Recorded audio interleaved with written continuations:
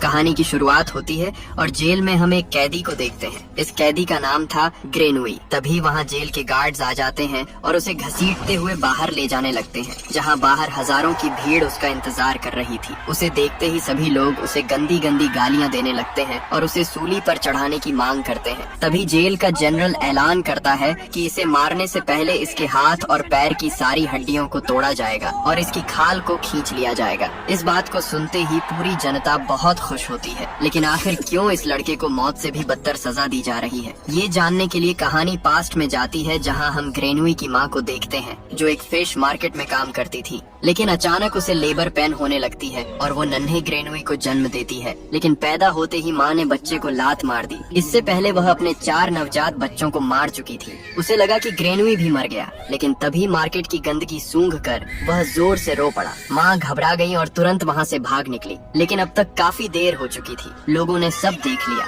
जिसके कारण वो पकड़ी गई और उसी वक्त उसे फांसी पर चढ़ा दिया गया, क्योंकि उस वक्त नाजायज बच्चे को जन्म देने की सजा थी, सिर्फ मौत। वहीं अब ग्रेनुई को कानूनन एक अनाथालय में भेज दिया गया, जहाँ की मालकिन थी गायलार्ड, अधेड़ उम्र की एक औरत जिसके पास अब और बच्चों के लिए जगह नहीं थी। लेकिन वो सरकार के खिलाफ भी नहीं जा सकती थी, इसलिए उसे ग्रेनुई को किसी तरह रखना ही पड़ता है। लेकिन बिस्तर कम होने की वजह से बाकी बच्चों ने प्लान बनाया कि वो ग्रेनुई को जान से मार देंगे। वो सभी उसे मारने की कोशिश करते हैं, लेकिन गायलार्ड को इसका पता चल गया और एक बार फिर ग्रेनुई की जान बच गई। वो अनाथ बच्चे ही गायलार्ड की कमाई का साधन थे, क्योंकि वह पूरा दिन उनसे काम करवाती और बदले में रहने के लिए छत और खाने के लिए चंद रोटियां देती थी। देखते ही देखते 5 साल गुजर गए, लेकिन 5 साल का होने के बावजूद ग्रेनुई एक शब्द तक नहीं बोल पाता था। ऊपर से उसकी हरकतें भी अजीब थीं। वह किसी भी चीज को ऐसे सूंघता मानो वह कोई सुगंधित इत्र हो। वक्त के साथ उसकी यह क्षमता और बढ़ती गई और अब वह आंखें बंद करके भी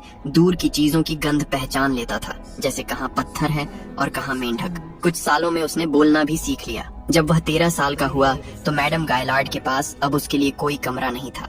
मजबूर होकर उसने ग्रेनुई को एक चमड़े के व्यापारी को बेच दिया। उधर कुछ लुटेरे पहले से ही गायलार्ड पर नजर गड़ाए हुए थे। जब वह पैसे लेकर लौट ही रही थी, रास्ते में उन्होंने हमला किया और उसकी हत्या कर पैसे छीन कर भाग गए। यहाँ ग्रेनुई को अब टैनरी में काम करने के लिए भेज दिया गया। उस वक्त चमड़ा बनाने वाली फैक्ट्रियों में इंसान की औसतन उम्र महज 5 साल होती थी। वहाँ केमिकल्स, बदबूदार पानी और गंदगी से भरा माहौल था, जिसे ज्यादातर लोग कुछ ही सालों में मर जाते थे। एक दिन उसका मालिक उसे काम के सिलसिले में शहर ले गया और वहीं पहली बार ग्रेनुई को एहसास हुआ, यह शहर तो अनगिनत खुशबुओं से भरा पड़ा है। हवा में हजारों तरह की गंधें थीं, फूलों की, मसालों की, इत्रों की, इंसानों की। तभी उसकी नाक ने एक ऐसी खुशबू पकड़ी जैसी उसने पहले कभी महसूस ही नहीं किया था। उसके मालिक को एक व्यापारी से डील करनी थी, तो वह उसके पास चला गया और इसी मौके का फायदा उठाकर ग्रेनुई एक इत्र की दुकान तक जा पहुंचा। वहाँ उसने देखा लोग तरह तरह के इत्र खरीद रहे हैं। उसी वक्त दुकानदार ने एक मोहतरमा को नया इत्र सूंघाया।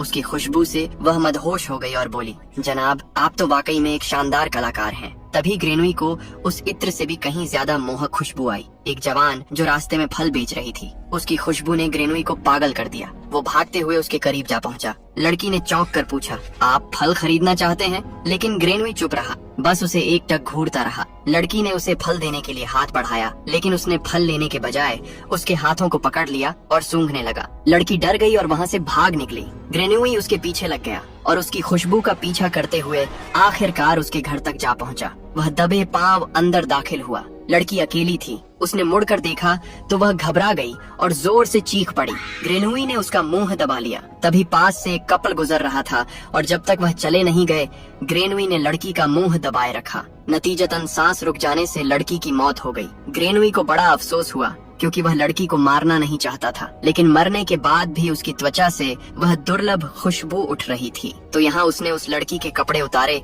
और उसके शरीर के हर हिस्से की खुशबू को जी भरकर सूंघने लगा। ये उसका पहला शिकार था। वो रात को वापस लौटा तो मालिक गुस्से में उसे बुरी तरह पीटने लगा और उसे धमकी दी कि अगर अगली बार बिना बताए गायब हुआ तो जान से मार दूंगा। उस रात वह सो नहीं सका, इसलिए नहीं कि उसे मार पड़ी, बल्कि इसलिए कि लड़की की खुशबू ने उसे पागल कर दिया था। उन दिनों पेरिस में करीब 1 दर्जन परफ्यूमर थे। उनमें से एक था इटालियन परफ्यूमर जोसेफ, जिसकी दुकान द पोंट नामक पुल के बीचों बीच बनी बनी थी। 3 साल पहले तक वह इस धंधे के बादशाह थे, लेकिन मार्केट में नए नए परफ्यूमर आने के कारण जोसेफ की दुकान ठप पड़ चुकी थी। इन दिनों पेरिस के बाजार में एक नए परफ्यूम की धूम मची थी, वही परफ्यूम जिसे हमने कुछ देर पहले देखा था। हर कोई उसी का दीवाना था। जोसेफ ने भी उसकी खुशबू की जांच की और उसे दोहराने की बहुत कोशिश की, लेकिन बार बार कोशिश करने के बाद भी वह असफल रहा और थक हार कर वहीं सो गया। तभी दरवाजे पर दस्तक हुई। वह था ग्रेनुई, जो उनके लिए बकरी की खाल लेकर आया था। जोसेफ ने दरवाजा खोला और उसे अंदर आने को कहा। ग्रेनुई अंदर आया, लेकिन उसकी नजर हर चीज पर थी। वहाँ रखे हर बोतल, हर शीशी, हर तेल को वह एक एक करके सूंघता जा रहा था। जोसेफ ने खाल की जांच की और संतुष्ट होकर बोले, खाल तो ठीक है, लेकिन अभी इसके पैसे नहीं दूंगा। मैं खुद कुछ दिनों बाद आकर इसके पैसे दे दूंगा। तभी ग्रेनुई ने शांत लहजे में पूछा, क्या आप इस लेदर की गंध से परफ्यूम बनाने की सोच रहे हैं? जोसेफ ने हैरानी से उसकी ओर देखा और हामी भरी। ग्रेनुई बोला, अगर आप इजाजत दें तो मैं यहाँ के सामान से एक परफ्यूम बना सकता हूँ। इस बात को सुनते ही जोसेफ हंस पड़ा। तुम्हें परफ्यूम बनाना भी आता है? ग्रेनुई ने कोई जवाब नहीं दिया। वो बस अपनी नाक के सहारे शीशियों से एक एक खुशबू उठाने लगा। उसने किसी नुस्खे या फार्मूले का इस्तेमाल नहीं किया, बस अपने सूंघने की ताकत से तत्वों को एक के बाद एक मिलाता चला गया। कुछ देर बाद उसने जो तैयार किया वह खुशबू इतनी लाजवाब थी कि जोसेफ कुछ पल के लिए सुन पड़ गया। वह परफ्यूम उनके करियर में अब तक की सबसे बेहतरीन रचना थी। जोसेफ ने तुरंत तय किया, इस लड़के को वह खो नहीं सकते। उन्होंने भारी रकम देकर ग्रेनुई को खरीद लिया, लेकिन किस्मत देखिए, अगले ही पल उसके पुराने मालिक की अजीब दुर्घटना में मृत्यु हो गई। मानो ग्रेनुई जिस किसी का साथ छोड़ता, उसकी जिंदगी वहीं खत्म हो जाती। खैर, ग्रेनुई को खरीदने का फैसला बिल्कुल सही साबित हुआ। वह दोनों मिलकर तरह तरह की सुगंधों वाले इत्र बनाने लगे, जो काफी चर्चित हुए। यहाँ तक कि जोसेफ का खोया हुआ गौरव भी लौट आया। एक दिन खुशी में जोसेफ ने ग्रेनुई को बताया कि एक परफ्यूम बनाने में कुल 12 नोट्स की आवश्यकता होती है, जो 3 हिस्सों में बांटे जाते हैं। पहला होता है हेड कोट, यानी परफ्यूम की पहली छाप, जो कुछ मिनटों तक रहती है। दूसरा होता है हार्ट कोट, यानी परफ्यूम की थीम या असली पहचान। और आखिर में होता है बेस कोट, जो इत्र की जान होता है, जो कई दिनों तक उसकी खुशबू बनाए रखता है। जोसेफ ने आगे कहा, प्राचीन मिस्रवासी मानते थे कि अगर कोई इन 12 नोट्स के बाद 13वां नोट बना ले तो उन 13वें मिश्रण से ऐसा परफ्यूम बनेगा जिसे सूंघते ही इंसान अपना आपा खो बैठेगा। उसे लगेगा जैसे उसे दुनिया की सारी खुशियाँ मिल गई हों, जैसे वह स्वर्ग में हो। ये सिर्फ बनावटी बातें नहीं थीं। कहा जाता है ऐसा परफ्यूम फेरोन के मकबरे में मिला था, जिसे सूंघने वाले सचमुच स्वर्गिक अनुभूति में खो गए थे। लेकिन अफसोस, आज तक कोई भी उस 13वें नोट्स को नहीं बना सका। तभी ग्रेनुई यह बोला, मास्टर, मैं वह 13वां नोट्स बनाऊंगा। बस आप मुझे ये सिखा दीजिए कि किसी भी चीज की खुशबू को कैसे प्रिजर्व किया जाता है। लेकिन अभी जोसेफ ने कुछ नहीं कहा। वही रात में ग्रेनुई परेशान था, क्योंकि उसे उस पहली लड़की के सपने आते रहते थे और उसकी खुशबू के लिए वह पागल हो जाता था। आखिरकार उसने मास्टर से एक सौदा किया और कहा, मैं आपके लिए 100 परफ्यूम बनाऊंगा, बस एक बार मुझे खुशबू को कैद करने का तरीका सिखा दीजिए। उसके अंदर सीखने की ऐसी भूख देखकर जोसेफ को उसे सिखाना ही पड़ा। ग्रेनुई ने सीखा कि कैसे गुलाब के फूल की खुशबू को कैद किया जाता है। फिर उसी प्रक्रिया से वह अलग अलग चीजों की खुशबू कैद करने की कोशिश करने लगा, पर बार बार असफल होने की वजह से एक दिन गुस्से में सभी चीजों को इधर उधर फेंकने लगा। और तभी जोसेफ की चोरी भी पकड़ी गई। वहाँ पहुँचे तो वह गुस्से में बोला, आपने मुझसे झूठ बोला। उसने कुछ सैंपल सूंघाने की कोशिश की, सीसा, लोहा, तांबा, लेकिन किसी की भी खुशबू कैद नहीं थी। जोसेफ हैरान रह गए कि यह किस तरह का आदमी है जो धातुओं की खुशबू कैद करने पर रिसर्च कर रहा है। तभी उन्होंने उबलते बर्तन में एक बिल्ली को देखा